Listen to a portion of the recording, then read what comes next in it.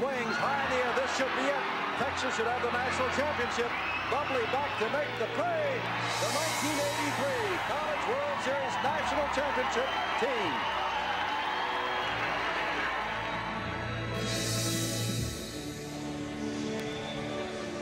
Back here in Omaha as we go to the fourth, Texas leading it 1-0. John Shambi and Aaron Boone, and who was that baby-faced pitcher? Yeah, there's Casey there as we were joined here in the booth by Roger Clemens. How you doing? Doing good, guys. Thank you. What's it like to see that highlight back then, 83? Well, that was a lot of hanging sliders ago. It was a lot of fun, though. Rosenblatt and Omaha bring back great memories. That one ripped into left. Hinojosa's been a hot hitter. Gardner over to pick it up, and Hinojosa will stay put at first. So I got to ask you, what's it like coming back to Omaha and now watching your son compete in this College World Series? It's a lot of fun. I mean, you know, I know Texas has been here a lot, 35 times, I think they said earlier, but you know, our guys are underdogs. We're a young team, and to watch them fight and scratch to have the opportunity to get the regionals, super regionals, and get here was just a dream come true. You know, I give Casey tidbits here or there, but Augie does a great job with those kids, you know, give them inspiration and how to play the game. I've kind of bought into the game too, Booney, about, you know, right here you probably got to get him over, even though it's one of our hottest hitters at the plate. Is it nerve-wracking for you watching Casey? It's not. You know, one of my former teammates, Calvin Schiraldi, Lucas is on the team, and I know Calvin gets antsy when Lucas is pitching, and I try and hang with him to keep him calm, but it doesn't work. Casey may pitch a little bit next year, and I think if he pitches, I would be a little more uneasy, you know, when he was on the mound, because I know how difficult it is. Watching him hit and play first, you know, that doesn't bother me a lot. What are your memories in terms of coming to Omaha and just the College World Series in general? I just remember 82 getting so close. I think we lost to Miami, tied for third, something like that. Lost to Miami and went home. Our best player was Spike Owen, and Spike was going to be drafted, or he was drafted by Seattle. And losing him, he was our team leader, and I just thought that was going to be it for us. And thank goodness we had a very, very talented pitching staff, and we were able to work our way back and win it against Alabama. Well, I got a little Roger Clemens story here. So I get traded over to the Yankees in 2003. Didn't know Roger, going to the American League all of a sudden. And I got to say, one of the joys of my career was playing behind Roger Clemens, because he was so focused. He would talk to his infielders. He would yell at me, "Hey, Booney, heads up right here." You know, you always on your toes, always positive with you. And the reason I bring that up is because in talking to the Texas coaches, all the good things we hear about Casey and the kind of teammate he is, the kind of person he is, and it kind of sets the tone really for this Texas Longhorn team and the makeup as a whole of their team. Well, I agree with you, and great memory, Booney. I mean, same way with you. I mean, off the field, one way. And then once we're on the field, very, very competitive, and that's, you know, that's the way my game is. And but Booney's right. There would be times I knew what pitch I was going to throw, and I'd look over him and just give him a little look or a quick holler, and he was in great position. Same thing with Jeet. A lot of my infielders. It was fun staying in communication with them. Especially, I had some great backstops back there, some great catchers throughout my 24 years, and they paid attention to detail also. So you know, we loved it. Texas leading here 1-0. John Shambi, Aaron Boone, joined by the great Roger Clemens here in the booth. And as far as Casey's getting a chance to play first base, he has pitched. He's bothered by a shoulder impingement. What do you see his future as? Well, I see his shoulder's great right now. I think he will throw a little bit this summer and then be ready to throw some next year. But, you know, he loves it down there. I mean, having an opportunity to start, and Augie went young with some freshmen. Fly ball left. Gardner coming up. Look at the wind knock that down. Wow. Unbelievable. Well, it's another great example of why I think on a day like today, as the outfielders, you really got to move them in and dare them to hit over your head, because it's going to be hits like that that could make the difference in the ball game. That ball clearly probably would have hung up on a normal day. Gardner can't get to it. Yeah, the wind really knocking that down. We talked about the importance of playing the outfielders shallow. Nothing Gardner could really do in that spot. So 2 on for Texas, and there's no one out. And here comes Madison Carter, their senior designated hitter. Well, now definitely a bunting situation here for Carter, as he'll look to move 2 runners up into scoring position now with less than 2 outs.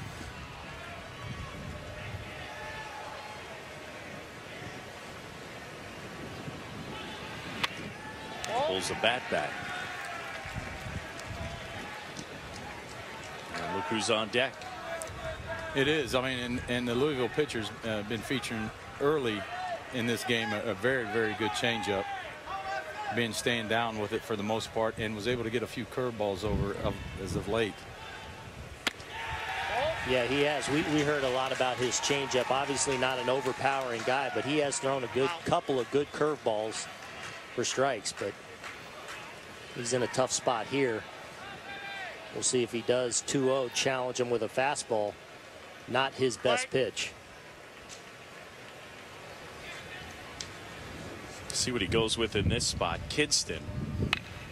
And that one butted nicely to third. Chittenden gets the out. And 2 runners advance. Roger, in a spot like this, we talk so much about the hitters. If you're pitching with the wind blowing in, does that affect the way you're going to attack a hitter? It does. Again, even the opportunity that Augie had me talk to the staff, you have to pay attention to detail when you're warming up in the bullpen and what the wind's doing. It may carry your breaking ball a little bit further than you would like. Somebody like myself with my split finger, it would really affect where my release point is with the split, because it's going to carry it another foot or 2 towards home plate. So we'll see what happens. Casey hitting here is going to be interesting, because you want to pull the ball or get it in the air, but the ball's not traveling. That one clips the corner to Casey Clemens, the first baseman. Yeah, and with 2 runners out there in scoring position, they're going to concede the run in the middle of the diamond. And Texas already leading 1-0.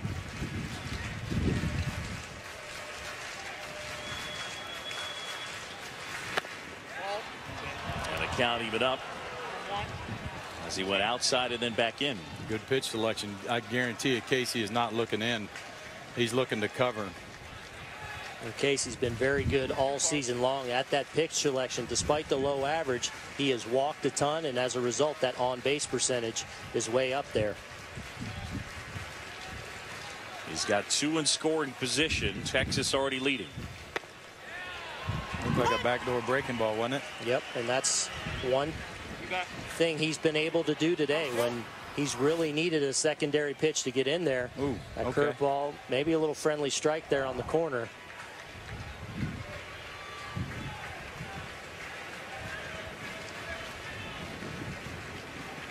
Clemens back in as Kidston is ready, and here we go.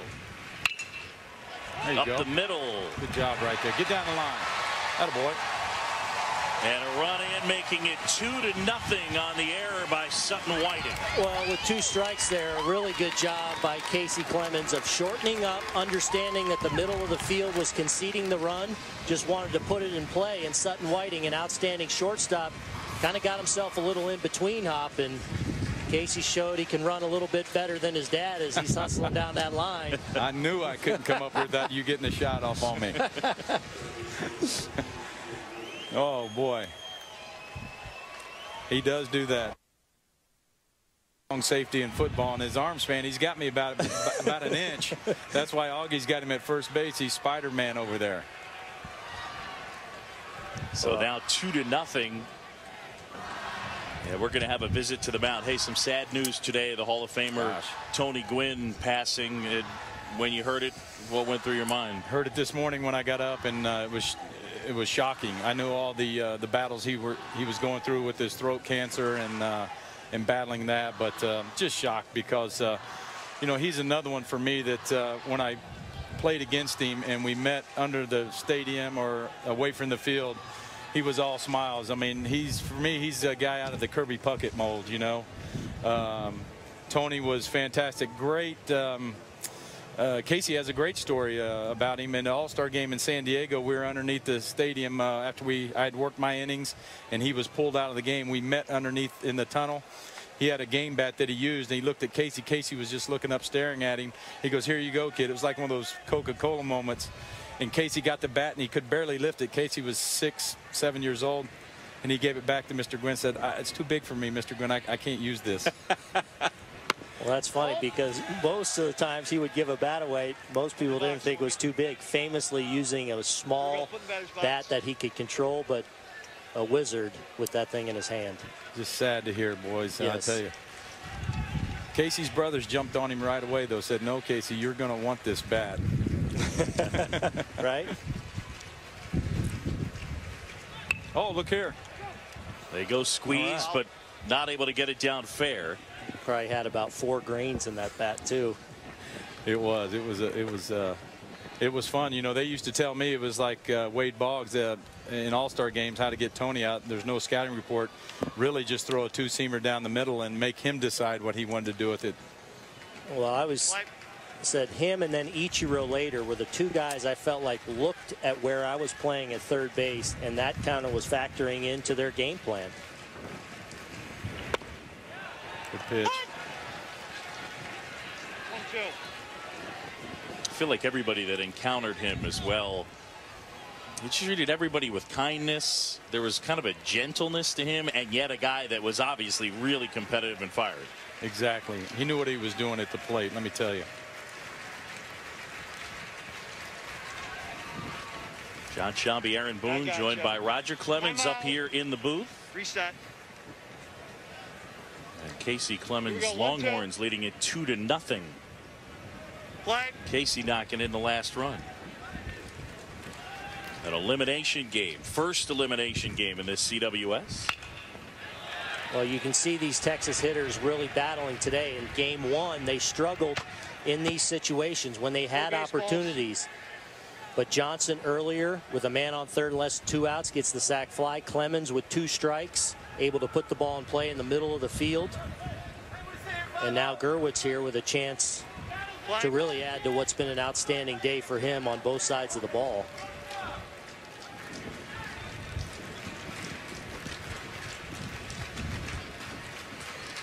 Kidston ready and fires. Pitch. There's that changeup it looked like again. Well, you know that's the pitch when Kidston gets in a jam, or the pitch he wants to go to is that straight changeup. The fastball is more if he can get ahead and locate it and then maybe try and fool you with it. But it's a very good straight change where you see the bottom just kind of fall out of that. Starts in the bottom of the zone, ends up almost in the dirt, and Gerwitz out in front of it. Same action as a split finger right there. When did you start throwing that pitch? Later in my career, early in my career, I learned it from Mike Scott. You know, being from Houston, Scotty pitched obviously for the Astros, and Roger Craig. Right side, Lucas collects, and that's the inning. But Texas adds a run. Roger Clemens, thanks for joining us. Man. Appreciate it. Thanks. Rocky, The good to see you, Rocket, man. Always. Yeah. Enjoy the World Series. Thank you, babe. Texas on top. It's 2-0.